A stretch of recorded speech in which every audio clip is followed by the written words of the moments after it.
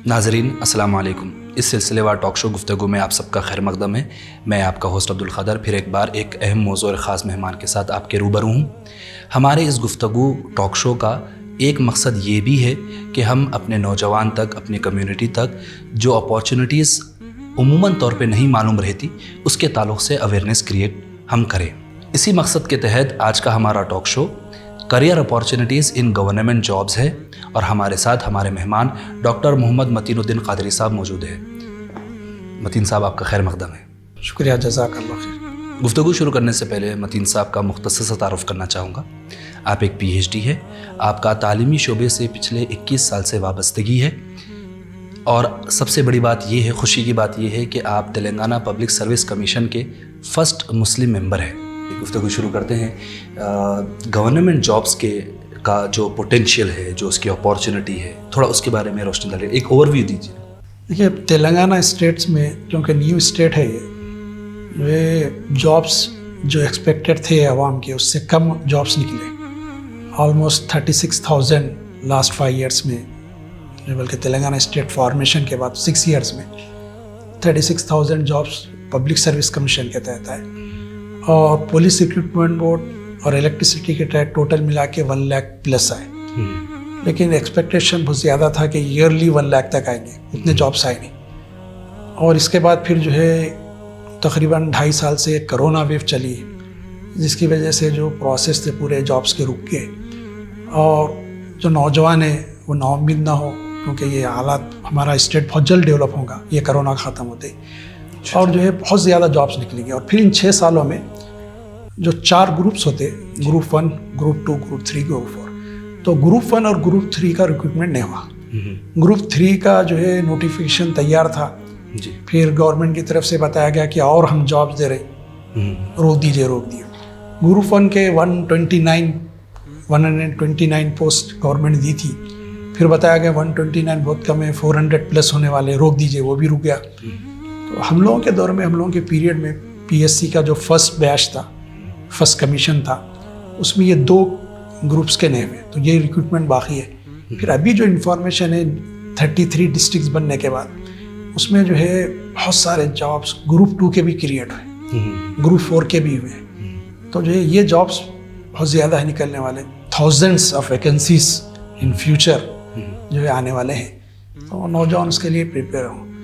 लेकिन इसमें एक बात ये कि पर्टिकुलर अगर मुस्लिम कम्युनिटी की बात की जाए, मिजाज में जो लापरवाही है ये बदलना पड़ेगा। सब डेट हो गई भाई, आप क्या करते रहे, हम जो है टीवी पे आके कहते रहे, अखबारात में नोटिफिकेशंस आए और हमारा उर्दू सहाफ़त, मुसलसल उर्दू अखबारात ने जो है वो लोग अपने तौर पे भी करे, फिर पर्टिकुलर मेरे, क्योंकि मैं एक मुस्लिम रिप्रेजेंटेटिव था, एक वाहिद मेंबर था मुस्लिम, तो हाफ पेज के कवर करके, क्वार्टर पेज के, हाफ पेज के तक इंटरव्यूज़ डाले मेरे कि भाई ये लास्ट डेट है इसकी, इसमें अप्लाई होने की डेट होने के बाद सब अब नहीं कर सकते।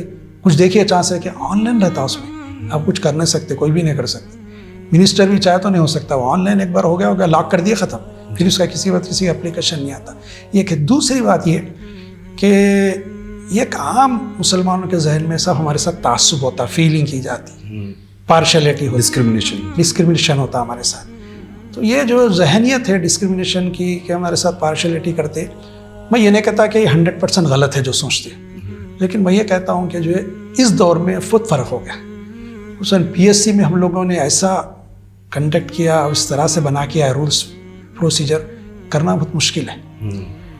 अगर कोई बहुत भी करना चाहे तो 4-5% से बढ़ के नहीं कर सकता। मिसाल के तौर पे आप वेल प्रिपेयर है और आप 99% ला रहे हैं, 5% जो है मैं बैठ के डिस्क्रिमिनेशन करा किसी के साथ, तो आप 94% ला के आप निकलने वाले थे। आप एक्सीलेंसी में क्यों नहीं आते, आप एक्सीलेंट क्यों नहीं बनते अपने सब्जेक्ट में? तो ये ड्रॉबैक है कि सोचने में हमको ना मिलता। तीसरी चीज़ ये है कि जिसको आप, एक अंग्रेजी टर्मिनोलॉजी है ब्रेन ड्रेन बोल की, तो बाहर जाए, सब बाहर ख़त्म हो चुका, जो कुछ है इस मुल्क में रहना है, इस मुल्क में हमको करना है। और इन जॉब्स की अहमियत तो ये जब मैं ग्रुप से आपसे डिस्कस करूँगा तो बताऊँगा कैसे ज़बरदस्त जॉब्स है, उसकी क्या अहमियत है। लेकिन मैं एक पर्सनल अपना वाक़या सुनाना चाहता हूँ ताकि अहमियत हो कि जो है किसी डिपार्टमेंट में अगर कोई मुस्लिम हो तो क्या फ़र्क होता। मेरे को एक सक्सेसर सर्टिफिकेट लेना था कलेक्टर ऑफिस से। उस ज़माने में तो बाय हैंड्स एप्लीकेशन देना पड़ता था, ऑनलाइन नहीं था।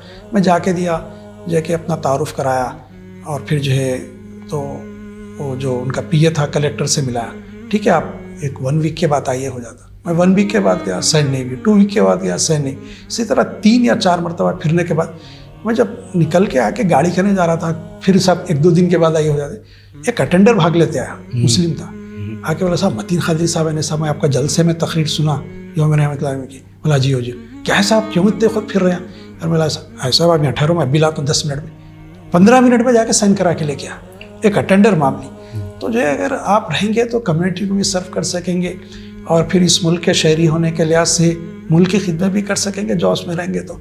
और सैलरीज भी अब जो है प्राइवेट सेक्टर्स में सैलरीज वो नहीं रहे जो गवर्नमेंट सेक्टर्स में, तो सैलरीज भी बहुत ज़बरदस्त सैलरीज है। मैं नहीं समझता 30,000 से कहीं कम स्टार्ट होता है अटेंडर की पोस्ट पे भी, और छोटे मामूली पोस्ट ग्रुप 3 ग्रुप 4 पे भी ओवरऑल। तो जो है काफ़ी अच्छे सैलरीज है, तो उसमें आना चाहिए कौन को। ये बस जो अहम चीज़ें जहन से निकालना चाहिए कि एक तो लेजीनेस छोड़ना चाहिए, फ़ौरन इमीडिएट नोटिफिकेशन है आप अप्लाई कर दें। दूसरे ये कि जहन से निकाल देना चाहिए कि भाई कुछ पार्शलिटी होगी, डिस्क्रिमिनेशन होगा, कुछ भी नहीं होगा, आप आइए मेहनत करें। मतीन साहब, अगर हम तेलंगाना स्टेट पब्लिक कमीशन की बात करते हैं तो एज अ रिक्रूटिंग एजेंसी वो उसका क्या रोल है? असल में ये होता है कि गवर्नमेंट उनको जो है इंटेंट देती है, उसके बाद एक जियो रहता है, जियो के साथ इंटेंट देती है कि ये आप नोटिफाई करिए जॉब्स। अब इसके बाद जो है ग्रुप 1 में और ग्रुप 2 में जो गजेटेड रैंक के पोस्ट है उसके लिए इंटरव्यूज़ रहती। तो हम लोगों ने जो पहले कमीशन में ये होता था कि इंटरव्यू बोर्ड में चेयरमैन किसी एक को ले लेके बैठ जाता था, एक सब्जेक्ट एक्सपर्ट को बुला लेते थे, गवर्नमेंट नामनी कोई आगे आ गया नहीं तो नहीं, तो उसमें फिर जो उनको अथॉरिटी रहती थी कि जितने मार्क्स आए डाल लो। तो हम लोगों ने ये किया कि जो है सब्जेक्ट एक्सपर्ट जो रहेंगे उनको हम अथॉरिटी दिए कि वो ग्रेड्स दें। सपोज 50 में से मार्क्स लेना है तो A+ को जो है 40 से 45 तक A+, 41 से 45 तक A+, 36 से 40 तक A जी, फिर इसी तरह 31 से 35 तक B+।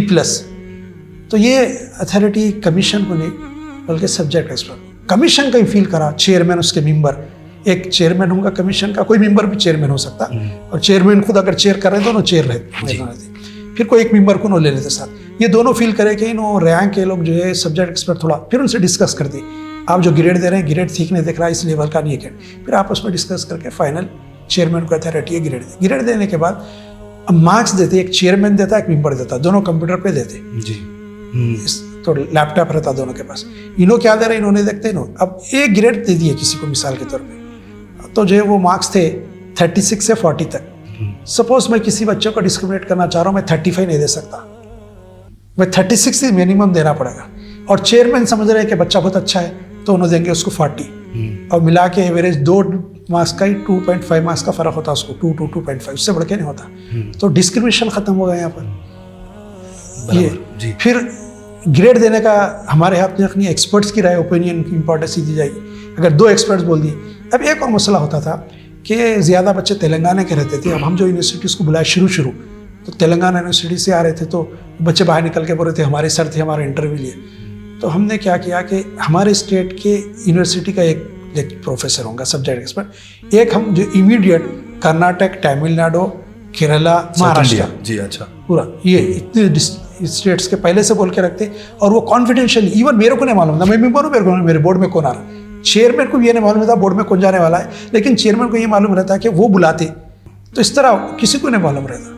तो इतना कॉन्फिडेंशियल हो रहा है, मैं इसलिए पूरी एक्सप्लेन कर रहा हूँ ताकि हमारी कौम के जहन से निकल जाए कोई बात कौन सा अच्छा। फिर नेम नहीं उस पर खास नहीं, जो बच्चे का प्रोफार्मा भेजते हैं हमारे पास, पूरा एक कोड वर्ड रहता जी, नंबर रहता 397845, उस पर मालूम रहता वो अनीस साहब आए हुए, मोहम्मद अनीस साहब, उनका नाम लिखा हुआ रहता, वो कौन से यूनिवर्सिटी का पूरा डिटेल्स वहाँ रहता जी डेस्क पे, यहाँ कुछ नहीं। एक बच्चा आता आके बैठता, अगर उन्हें कोई होलिया डालने के टोपी भी नहीं पहन के तो आप पहचान भी नहीं सकते कौन है कम्युनिटी का, आपको पूछना भी नहीं, किसी को अथॉरिटी नहीं, इवन चेयरमैन को नहीं है कि उसकी कम्युनिटी पूछे, कास्ट पूछे, उसकी यूनिवर्सिटी पूछे, कुछ नहीं, खाली परसेंटेज पूछ सकते हैं आप जी, उसके बैकग्राउंड पूछ सकते हैं, क्वालिफिकेशन, एजुकेशन, इसके अलावा कुछ भी नहीं। ये जो है तरीका प्रोसीजर है पूरा इंटरव्यू का। इंटरव्यू लेने के बाद फिर दोनों के मिला के मार्क्स फाइनल रिजल्ट देते, और वो भी जो है कंप्यूटर देता फाइनल एवरेज निकाल के।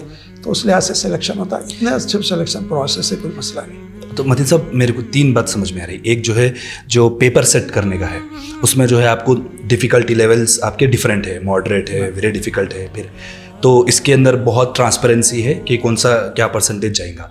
फिर उसके बाद हो गया अपना सिलेक्शन प्रोसेस जो आप बोले कि इंटरव्यू के लिए जो इंटरव्यू बोला जाता जी। फिर उसके बाद लास्ट जो है जो आपका रिजल्ट आप पब्लिश करते। नाजरीन हम यहाँ पे एक छोटा सा ब्रेक लेंगे, ब्रेक के बाद इंशाल्लाह गुफ्तगू जारी रखेंगे।